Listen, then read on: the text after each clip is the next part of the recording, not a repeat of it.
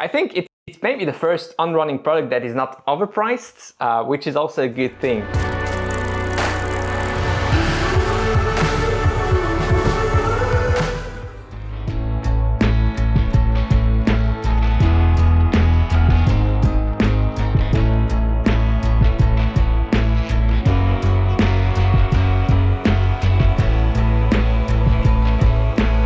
Hey everyone, and welcome back on the channel. My name is Alex, and in today's video we are reviewing what I think will be one of the most successful shoes this year.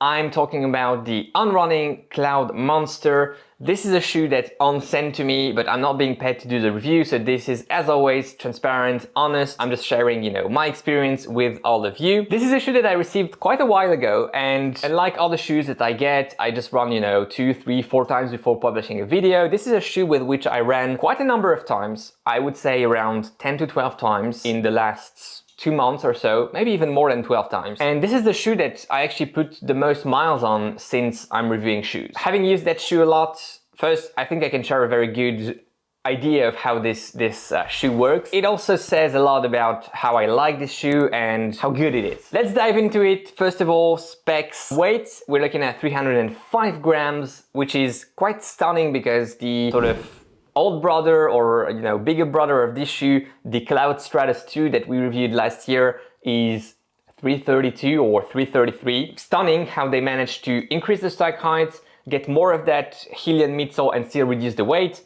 305, very good score here on the weight side of things. It feels quite light on foot, which is nice. Strike height, we're looking at 29 millimeters in the heel, 23 in the forefoot, 6 millimeters drop. It feels like 6 millimeters. I like 6 millimeters, and here it's the type of 6 millimeters that works well for my midfoot to forefoot strike with a long stride. So definitely a nice thing here. Can we call it a maximized shoe? I think everything, close to 30 and above in the heel can be called as a maximized shoe, and this is definitely a maximized shoe. I think, the mere name Monster is also an idea of how much of it there is and how, big it is and so on. So I definitely think this is a maximized shoe and a newcomer in the maximized shoe market. Durometer score, the Hillian midsole is ranked at 41 on the Durometer scale, which is way more than it actually rides. I would have rated it around 34, 35, and I think that's partly subjectively. The clouds, the actual, holes here that play a big role, they really help to change a bit the compression set of this specific midsole. And so the Durometer score isn't necessarily irrelevant, but it doesn't mean much compared to the subjective feelings with this shoe. Width of the platform, it's a fairly wide platform. It gives it a lot of stability. There is, it's more on the wide side of things, which is good. Upper, we're looking at an engineered mesh type of upper with a fully gusseted tongue, which is quite thin. A bit too thin for my liking. I would have liked just a little more padding, a little more plushness in it. This is a nice tongue for racing shoes. They could, for instance, switch this one for the one on the Cloudboom Eco and have this tongue instead of what they have now on the Cloudboom Eco. That's an idea. But on this shoe, on this Maximalized Daily Trainer, I would have liked to have a bit more cushion on the tongue. Fully gusset works quite well. It gives a nice midfoot lockdown, especially on this shoe where the feet is really on the, extra volume side of things. You really have a lot of forefoot volume, toe box volume. The length is okay, but definitely for, people with wider feet, I think this is a great option. You can consider it. And the gusset helps for people with sort of, narrower feet to have a very good lockdown, and that's great. Laces, I don't have any concern with the laces as such, but the lacing system that you see here is a bit awkward, and I think this is something they could improve. It doesn't give you the best feeling and the best lacing experience. Hard to explain, but I think adding a couple more eyelets, here and here, or changing that front eyelet system would do the trick. So this is something I would work on, and the tongue as well. On running, if you're listening, these are some recommendations. Maybe you wanna put them in place for the Cloudmonster 2 next year. Who knows? Heel counter is on the sort of not loosey-goosey, but it has some give to it. The lockdown is good, so that's fine. And you have an extra eyelet here if you want to do the runner's knot, which can help as well. But you know, the fit isn't anything outstanding. It allows people with wider feet to consider this shoe in their options, which I think is quite nice. Overall, you know, I think they did a good job with the upper. It can be improved, not the materials as such, but more the, you know, the lacing system, the tongue, and that would make it, maybe just make it a bit more snug, but that's for my personal preference, and that would make it very good. The nicest piece here on this shoe, and by quite a margin, is the midsole.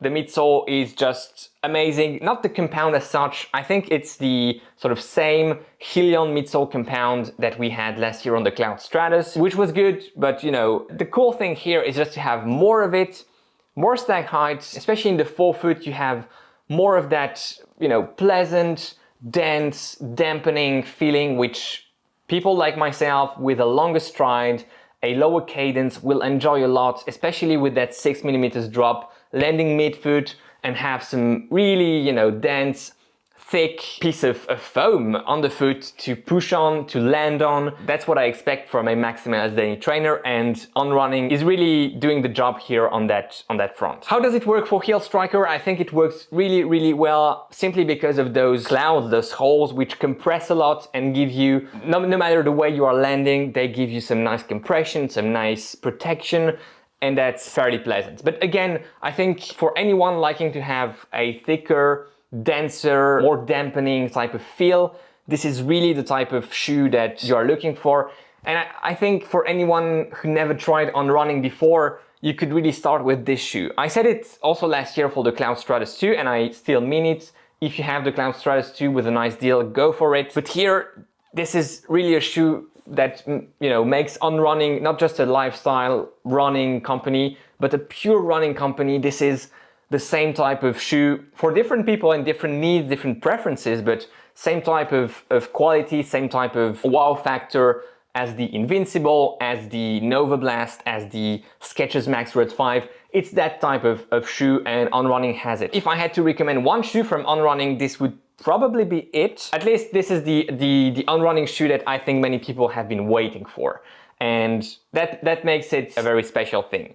Stability is very, very good. As always, you have that guiding rail here on the outsole. It really provides you with some guidance, works really well. The fact that you have a wide platform also helps with the stability. Last but not least, of course, the firmer type of sensation, although the ride isn't firm at all, but the firmer compound helps with the stability and avoid any medial collapsing here. So, you know, wide feet, people with stability issues, needs, people with a preference for sort of thicker, denser, soft but not too soft midsoles. People who have the same preferences I do, they can really go for this shoe. I think they will be very, very happy with it. Also very interesting, 35% of the whole shoe is recycled, and within that 80% of the polyester that is on the shoe is recycled. I'm in favor of this, of course, but it's always good to say it, and kudos to On Running for doing the job on this.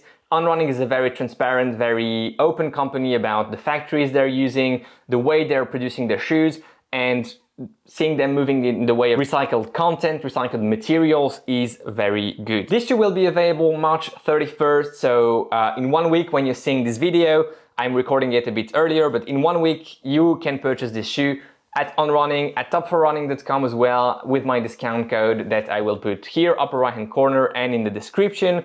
As always, it will come at 170 euros, $170, and I would pay that price. I think it's maybe the first On Running product that is not overpriced, which is also a good thing. This is it, guys. I hope you enjoyed this video. If so, give it a like. It really helps the channel to grow. Subscribe if you want to see more running, cycling, endurance content. Enjoy your run today, enjoy your ride, go beyond your limits, and most importantly, take care. I'll see you in the next one. Bye-bye.